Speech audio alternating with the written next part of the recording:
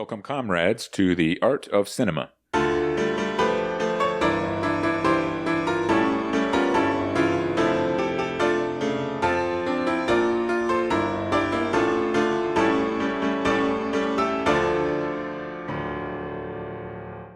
I am Colonel T, Minister of Propaganda of the People's Republic of F. And I am your glorious leader, General Secretary F, to the workers of the world. At number 2 on our list of the top 10 films of the 2000s is No Country for Old Men. And it begins with a monologue by Tommy Lee Jones, who's the old man in question. But we'll leave Tommy Lee Jones aside for now and address the two other main characters, Josh Brolin and Javier Bardem. It's 1980, and we first meet Javier Bardem, our hero. Javier Bardem is entirely foreign to the film's West Texas setting. He speaks with a European accent. His character's name is Anton Chigurh. Which makes you think Eastern European or Russian, maybe? Mm-hmm. Good chance of political inclinations towards atrocity, then. Right. I like this guy already. Yes, and he dresses all in black with a bizarre haircut. Javier Bardem is extremely intelligent, and he seems to possess the skill set of a former spy. Our hero is also a nihilist, sir. More than once in the film, when he can't decide whether or not to kill someone, he leaves it up to a coin flip. Excellent. Nihilism is an essential element of progress.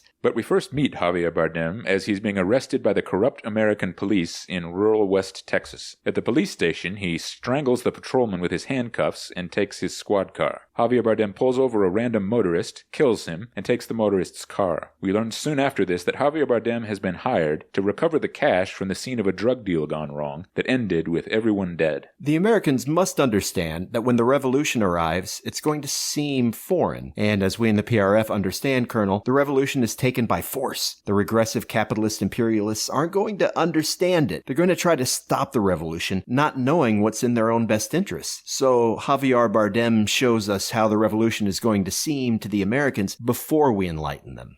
Josh Brolin, the next of our main characters, is out hunting in the desert. While he's tracking the antelope he shot, he stumbles across the site of a heroin sale gone wrong. All those involved have very recently shot each other, so it's just bodies strewn everywhere in and around some trucks. Josh Brolin realizes that the money that would have been involved in this drug deal isn't there. There must have been a last man standing who still got the cash. So Josh Brolin tracks this last man standing, following the tire tracks out into the desert, and eventually finds him. He'd sat down under some trees and died of his gunshot wounds. A satchel with $2 million cash in it is there for Josh Brolin's taking. Josh Brolin is but a proletarian there in West Texas. He works as a welder. He's a Vietnam veteran, and he lives a lower-class lifestyle with his wife, Kelly McDonald, in a trailer park. So Josh Brolin figures that $2 million of drug money can buy him and his wife a better life. Why not take it? Why leave it for the cartels to collect back up? Why not take it? Because it's the people's $2 million. That's why. It should be equally distributed amongst them. The American population was about 226 million in 1980, so that 2 million equally distributed would have meant 0.9 cents for every American. That's almost a penny, Colonel. But here's the problem, General Secretary. Hidden inside one of the stacks of bills is a transponder that Javier Bardem and the Mexican cartels have placed there so they can track down the money. If they're within about 200 or 300 yards of the transponder that's hidden in with the cash, they get a reading on their receivers. At first, Josh Brolin is unaware of this tracking device hidden inside the satchel with the money. So Josh Brolin is at a decided disadvantage, Colonel. Yes, sir. Javier Bardem and the cartel each have a way to find Josh Brolin that he doesn't know about. Oh, the transponder. Well, that puts Josh Brolin at a disadvantage, too. But I was thinking more of the disadvantage he faces as a replaceable cog in the industrial machine, Colonel. The transponder would have allowed Javier Bardem or the Mexicans to track Josh Brolin down at his trailer park home a day or two after he took the money. But when Josh Brolin walked through the scene of the drug deal gone wrong, there had been one driver still alive in one of the trucks who'd asked him for some water. After Josh Brolin got home with the money, and as he was lying awake that night thinking about all of it, he decided he'd done wrong by leaving that wounded driver alone in his truck. So Josh Brolin gets up in the middle of the night to take some water out to the cartel driver. When Kelly McDonald asks Josh Brolin what he's doing, he doesn't tell her exactly, but he says, "If I don't come back, tell Mother I love her." Kelly McDonald reminds Josh Brolin that his mother is dead, so he thinks about it and then says, "Then I'll tell her myself." But when Josh Brolin gets back out to the scene of the drug deal gone wrong, A couple cartel hitmen show up soon after he does. They cut the tires on Josh Brolin's truck, so Josh Brolin has to outrun their truck on foot. He's able to get away by jumping into a river, but now that his truck is there at the scene of the drug deal, Josh Brolin knows that the cartels will be able to track him down. So Josh Brolin knows he has to go on the run. He sends his wife Kelly McDonald to stay with her mother in Odessa, Texas, and he finds a random motel to stay at while he comes up with a way for them to get out of West Texas. These scenes only further demonstrate the trap that regressive society ensnares Josh Brolin within. First of all, he's conditioned to respond to the wounded driver in the truck with what the capitalist imperialists call charity, which is a false substitute for the socioeconomic class equity that would have liberated the cartel driver. And he makes reference to some future utopia in which he'll be reunited with his mother. Once again, Colonel, Josh Brolin has been misled by false promises. The utopia is being forged here and now by PRF revolutionaries, Josh Brolin.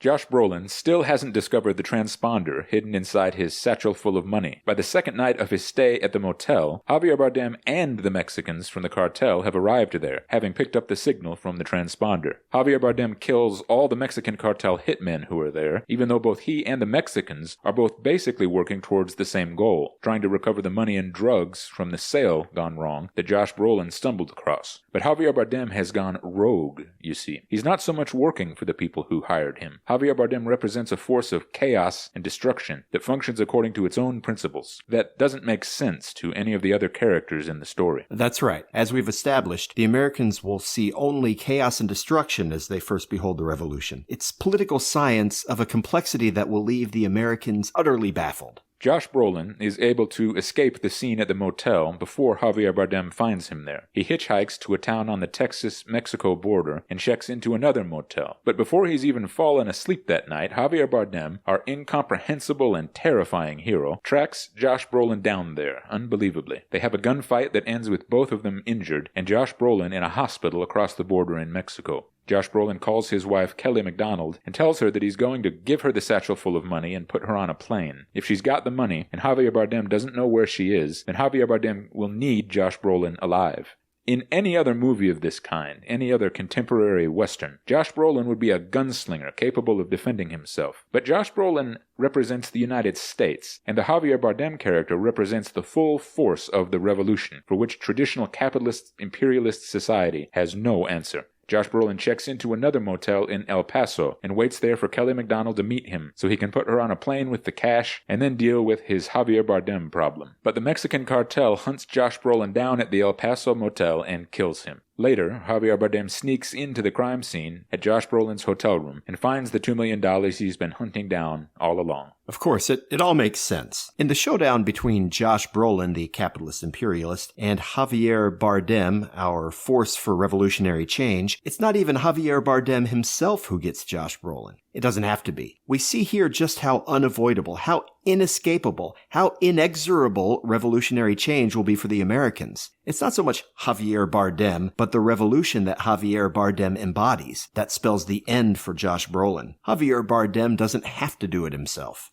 It's time to address the Tommy Lee Jones character we mentioned at the start of the show, sir. Tommy Lee Jones is the old sheriff of the county where Josh Brolin lives, or lived. In his monologue at the start of the film, Tommy Lee Jones explains that the crime he started to face in West Texas towards the end of his career is something that doesn't make any sense to him. It's a crime that's overwhelming, incomprehensible in its enormity. It's a crime that's imported from elsewhere. It is far more destructive than the ordinary failings of the people from West Texas. It's Tommy Lee Jones' job to protect the people in his county from crime, but how do you protect against something you can't understand? Throughout the film, Tommy Lee Jones tries to catch up to Josh Brolin, to protect him from Javier Bardem and the Mexican cartel, but he's always one step behind. Tommy Lee Jones never once even sees the other two main characters. At the end, when the Mexicans shoot Josh Brolin down at the El Paso motel, Tommy Lee Jones is just a block away, driving up to the motel to talk to Josh Brolin and offer him his help. I see. So, Much like Josh Brolin, Tommy Lee Jones demonstrated that the U.S. authorities cannot defend against the revolution. Yes, sir, but Tommy Lee Jones isn't just a proletarian. He's actually a cog in the capitalist-imperialist machine. What? Tommy Lee Jones is institutional? Tommy Lee Jones represents the establishment there in America, yes, sir. Wow. But even he can't stop the revolutionary force that is Javier Bardem. After Josh Brolin is killed, Tommy Lee Jones decides to retire from being sheriff. He feels overmatched. The film ends with a good deal of Tommy Lee Jones talking about older times, when things still would have made more sense to him. Tommy Lee Jones, the old man in No Country for Old Men, has been defeated. Our hero, Javier Bardem, has triumphed, disproving everything Tommy Lee Jones stood for and removing him from power.